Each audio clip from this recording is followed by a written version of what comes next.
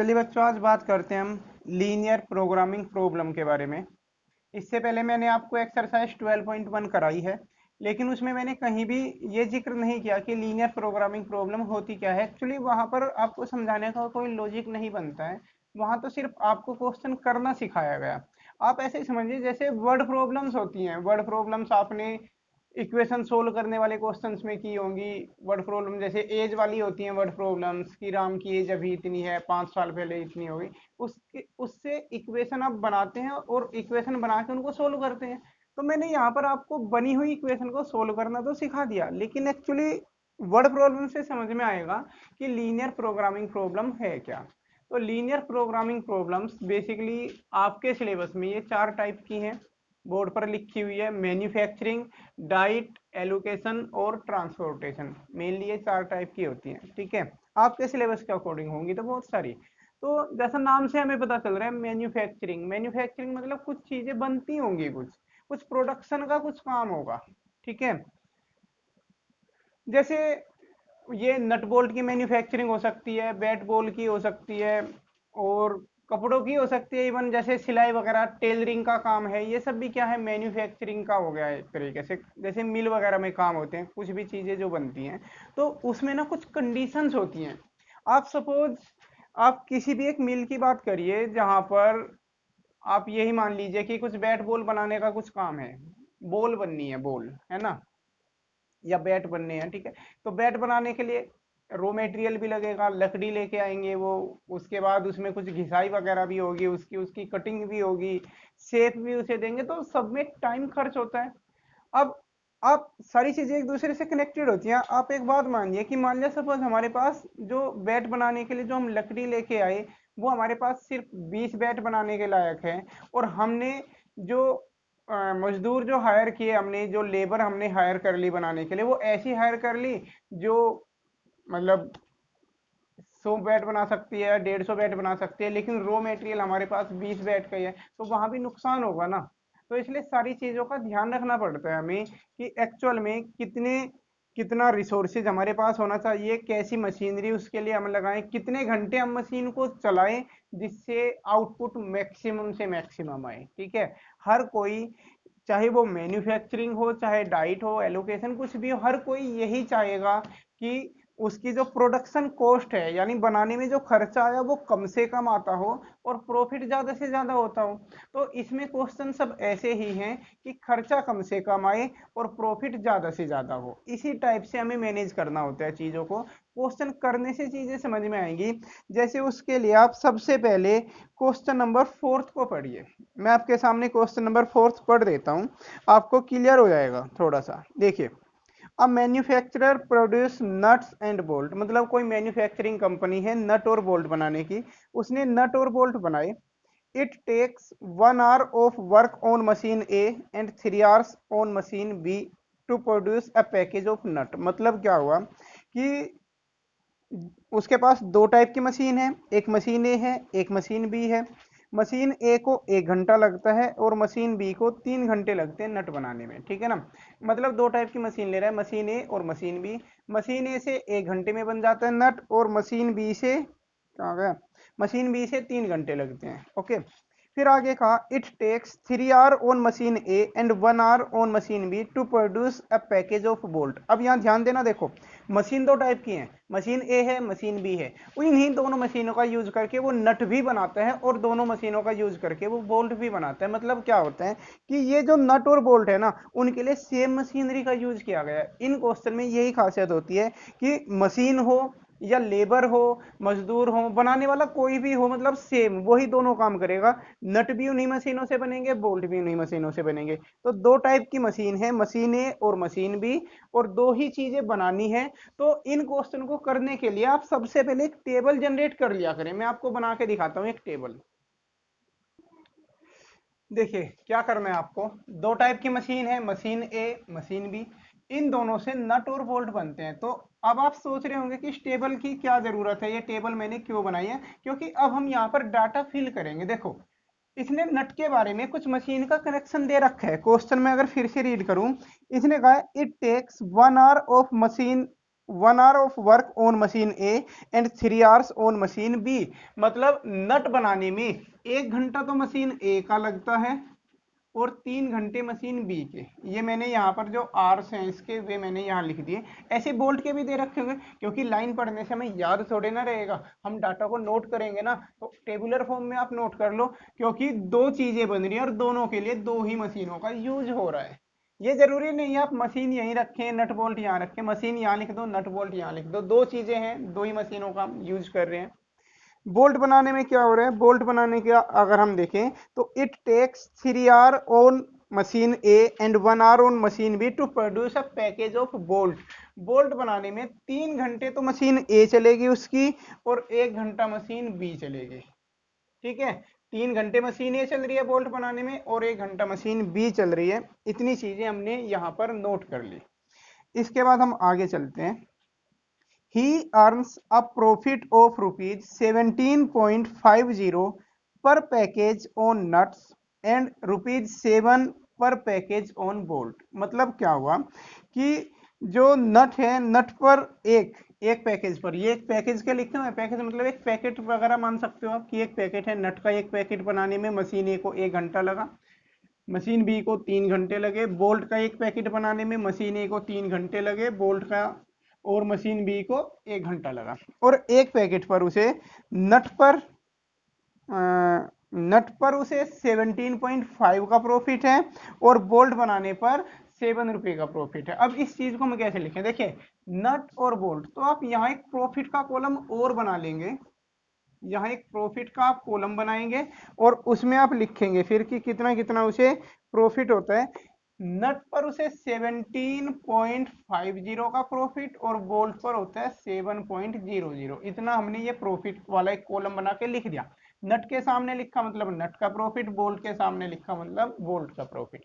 ये टेबल जिस बच्चे को जनरेट करनी आ गई उसके क्वेश्चन नहीं अटकेंगे, उसके सारे क्वेश्चन हो जाएंगे। इसलिए इस टेबल को ध्यान से समझते रहना, मैं क्या क्या लिख रहा हूँ, क्वेश्चन पढ़ रहा हूँ और क्वेश्चन से ही उठाकर चीजें यहाँ पर रख रहा हूँ। और भी कुछ चीजों की जरूरत पड़ेगी तो लिख लेंगे आगे। फिर इसने आगे क्या कहा है, how many package of each should be produced each day so as to maximize his profit. मतलब प्रॉफिट को मैक्सिमम करना है। वो क्वेश्चन ये हुआ कि कितने कितने कितने वो नट के पैकेज बनाए, कितने बोल्ट के पैकेज बनाए जिससे कि उसका प्रॉफिट मैक्सिमम हो। ओके, सही है ना। if he operate his machine for the at most 12 hour a day। मतलब क्या हुआ, सबसे आखिरी की लाइन पढ़िए, if he operate his machine for the at most 12 hours a day। मतलब ये जो मशीन है ना, ये जो मशीन, भाई ऐसा तो है नहीं कि वो मशीन को 24 घंटे चलाएगा। किसी भी फैक्ट्री में अगर लगातार मशीन चलाते रहेंगे तो मशीन खराब हो जाएगी, वो भी तो नुकसान है ना। पता चला हमने 3,000 के नट बनाए थे और मशीन में 5,000 का नुकसान हो गया हमें। तो सारी चीजें संभल के देखते हैं। ऐसा नहीं है कि प्रोडक्शन में अंधाधुंध लग गए, मजदूर को ले आए तो उसे शाम तक बुला रहे हैं। मान लिया हम सुबह को एक मजदूर लेके आए, शाम तक उससे काम कराया, उसकी तबीयत खराब हो गई, फिर 5,000 हमने जुर्माना भरा। तो वो भी तो चीजें नहीं है ना, सारी चीजें देखनी पड़ती है, कैपेसिटी देखनी पड़ती है। तो मशीन का क्या है कि मैक्सिमम वो 12 घंटे ही मशीन चलाएगा। सही है ना, 12 घंटे मैक्सिमम चलाएगा। तो मैं यहाँ लिख देता हूँ कि वो मशीन ए को भी मैक्सिमम 12 घंटे चलाएगा और मशीन बी को भी वो मैक्सिमम 12 घंटे ही चलाएगा। इसमें तो दोनों का सेम दे रखा है, किसी किसी क्वेश्चन में अलग कर देगा। ऐसे लिख देगा कि he can operate at machine A for at most 12 hour and machine B for at most 8 hour. तो दोनों का अलग अलग हो तो यहाँ दोनों का अलग अलग आ जाएगा। इस तरीके से हमने पूरी एक टेबल बना दी। अब कितने कितने नट और कितने कितने वो बोल्ट बनाए जिससे प्रॉफिट मैक्सिमम हो। तो सबसे पहले तो हम यहाँ पर लेट कर लेते हैं कि let he produce x package of nut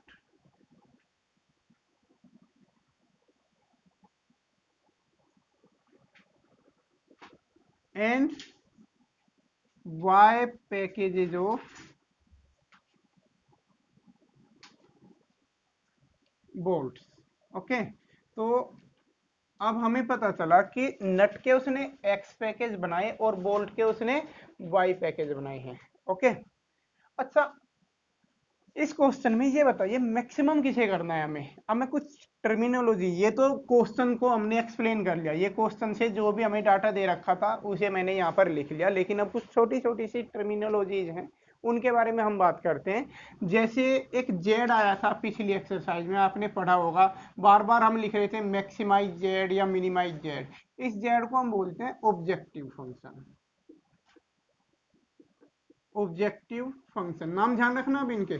objective function मतलब जिसकी वैल्यू मैक्सिमाइज या मिनिमाइज करनी हो। मैं हिंदी में लिख रहा हूं, जिसकी वैल्यू मैक्सिमाइज या मिनिमाइज करनी हो। मैक्सिमम भी कह सकते हैं, मैक्सिमम या मिनिमम करनी हो, ठीक है ना। ये होता है जेड। जेड ऑब्जेक्टिव फंक्शन मतलब यहाँ पर जो प्रॉफिट है, हमें प्रॉफिट को ही तो मैक्सिमम करना है, प्रॉफिट मैक्सिमम लाना है हमें, ठीक है ना।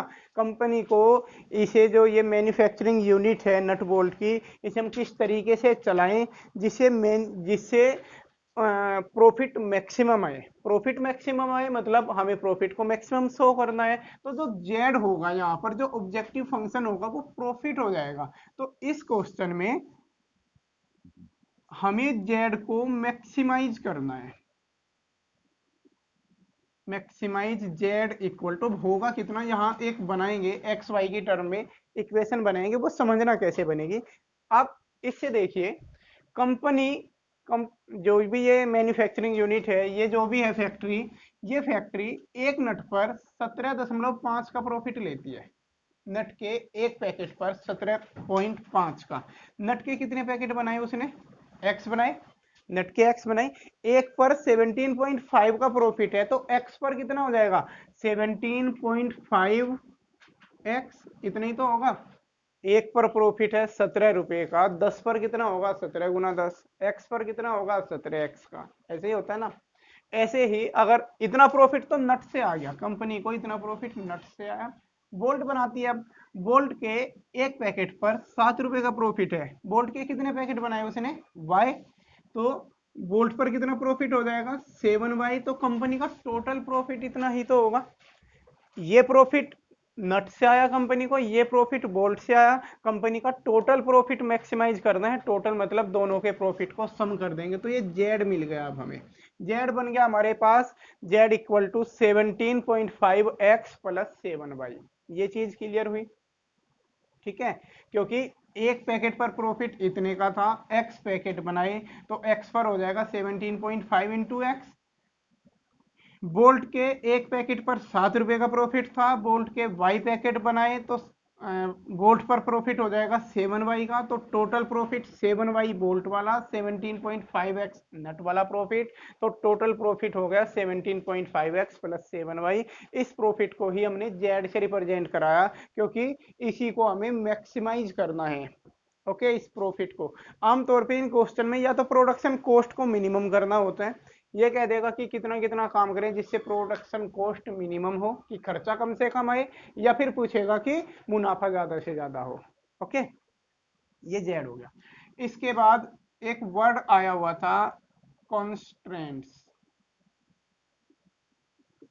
ये कॉन्स्टेंट्स का मतलब होता है कंडीशंस, कि किसी भी कंपनी को चलाने के लिए कुछ कंडीशंस होती हैं। जैसे यहाँ पर अगर आप ध्यान दें तो कंडीशन इन मशीनों के ऊपर लगी हुई है, कि ऐसा नहीं है कि हम मन मर्जी से मशीनें 24 घंटे चलाते रहे। अभी मैंने बताया था, अगर आप जरूरत से ज्यादा किसी भी यूनिट को, मतलब कंपनी में बहुत सारी चीजें होती ना, जरूरत से ज्यादा यूटिलाइज करोगे तो नुकसान होगा फायदे के बजाय, चाहे वो मशीनें हो या एम्प्लॉयज हो सकता है कि हमने एम्प्लॉयज को 8 घंटे के लिए काम पे रखा और हम उससे 18-18 घंटे काम लेने लगे, तो वो नौकरी छोड़ के चला जाए, या वो तंग होके काम की क्वालिटी कम कर दे, है ना, नुकसान होना शुरू हो जाता है। अगर हमने 8 घंटे के लिए हायर किया है और उससे 10 घंटे काम करवाने लगे, तो डेफिनेटली क्वालिटी डाउन जाएगी, फिर वो मजा ही नहीं आता।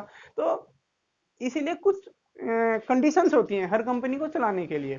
तो यहाँ भी ये कंडीशंस इसने दे रखी है कि वो मशीन ए को मैक्सिमम 12 घंटे ही चलाएगा, मशीन बी को भी मैक्सिमम 12 घंटे ही चलाएगा। तो ये कंडीशंस होती हैं और कंडीशंस का यूज करके ही हम इन इक्वेशन बनाएंगे।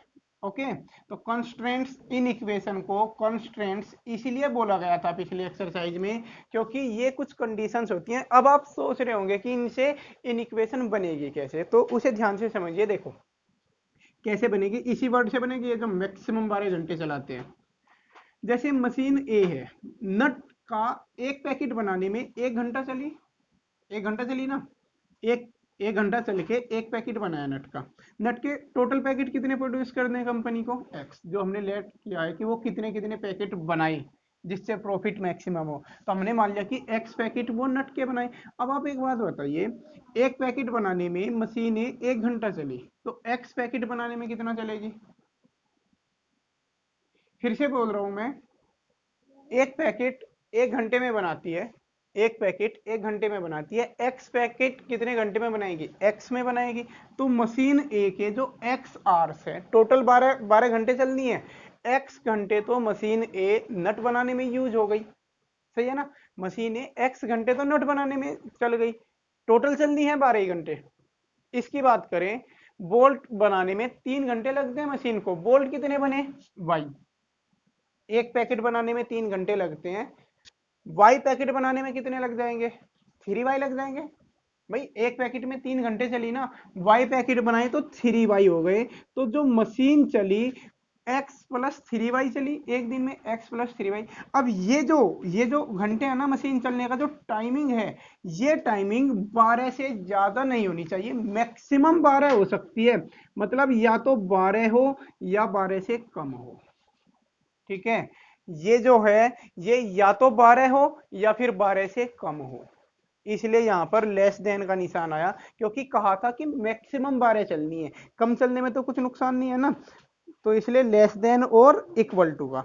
वैसे भी इस क्वेश्चन को समझाने में ही मुझे टाइम लग रहा है थोड़ा सा आपको, फिर चीजें आसानी से समझ में आ जाएगी। मैं इसका एक तरीका बताऊंगा, कुछ चीजें ना रट जाएंगी आपको। जैसे यहाँ मैक्सिमम वर्ड लिखा है तो लेस देन का निशान आएगा, मिनिमम लिखा होता तो ग्रेटर देन का आएगा। और वैसे भी ये एक्स और वाई हम यहाँ पर लिख लेते हैं कि एक्स पैकेट नट के बने, वाई पैकेट बोल्ट के बने, तो सीधे सीधे आप ये जो कंस्ट्रेंट्स हैं ये सीधे सीधे बना दोगे, 1x plus 3y less than equal to 12।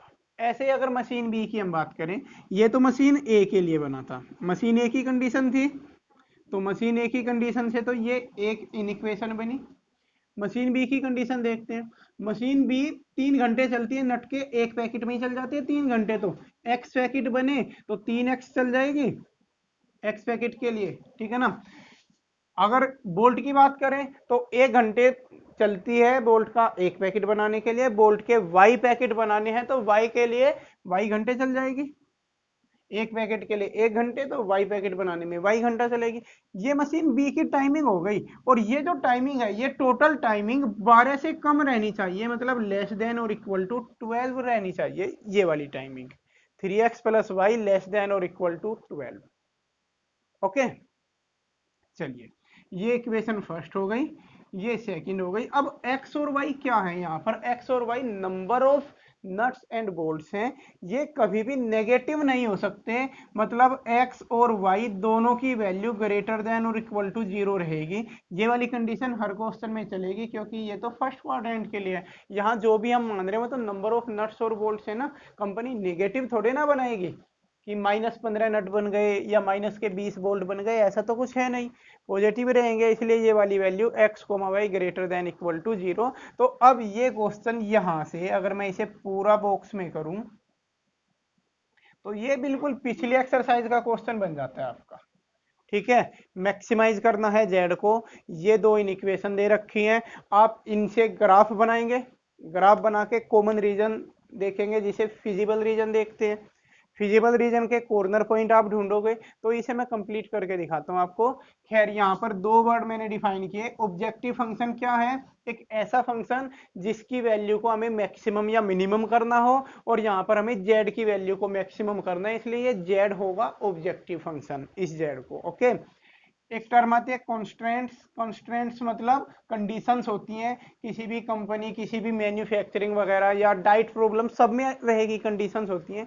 तो ये कंडीशन मशीनों के ऊपर लगी होती हैं या एम्प्लॉयज वगैरह के ऊपर या वर्कर के ऊपर लगी होती हैं कंडीशंस की, वो इतने घंटे ही काम करेगा। तो कंडीशंस में ये कुछ आवर्स वगैरह में रहती है। या फिर जैसे डाइट प्रॉब्लम में कुछ फूड की सप्लीमेंट वगैरह जो होते हैं ना, जैसे दवाइयाँ बनती हैं या ब्रेड बनती है कि इतना आटा यूज करेंगे, इतना वो करेंगे, उस टाइप की होती हैं डाइट प्रॉब्लम में। सप्लीमेंट्स वगैरह का है कि कार्बोहाइड्रेट इतना होना चाहिए, फैट इतना होना चाहिए, जिंक इतना हो उसके अंदर, कुछ इस टाइप की चीजें हैं। ठीक है ना।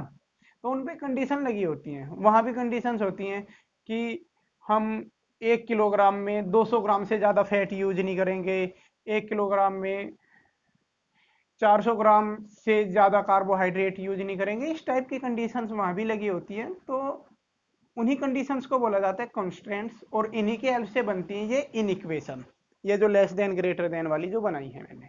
ठीक है ना। इसका ग्राफ, वीडियो स्टार्टिंग का एक क्वेश्चन एक्सप्लेन करने में इसमें मेहनत होती है काफी, बाकी चीजें आसानी से समझ में आएंगी, इसे आप सही से समझना। मैं इसका पूरा ग्राफ बना देता हूँ एक बार। ग्राफ मैंने फटाफट बना दिया इसका। इसका ये ग्राफ बन जाएगा, इतना काम आप भी कर सकते हैं, इन इक्वेशन से ये ग्राफ बनेगा। अब इस ग्राफ से ओ पॉइंट तो आपको पता ही है 0 0, A.04, C.40, बी की जरूरत पड़ेगी। ये बी फर्स्ट इक्वेशन और सेकंड इक्वेशन का इंटरसेक्शन है, मतलब इन दोनों इक्वेशन को सोल्व करके बी फाइंड कर लेते हैं एक बार।